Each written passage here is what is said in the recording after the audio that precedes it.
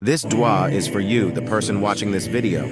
I pray Allah gives you what you want in life. I pray Allah gives you the happiness you deserve, the blessings you're still waiting for, and the peace you are in need of. Just as Allah ensures the birds are provided for, I pray for your prosperity in this world and even greater success in the hereafter. May Allah elevate you in life through your struggles, and may your faith remain steadfast in the grand design He has set for you. Remember, your thoughts about Allah shape your reality. For I am what my servant thinks of me is a powerful truth. Have faith in Allah's might, for He can guide you through any challenge and bestow upon you all that is within your reach. Allah does not burden a soul beyond what it can endure. So in the face of life's trials, trust that Allah knows your strength. He believes in your resilience even when you doubt it. How beautiful is that?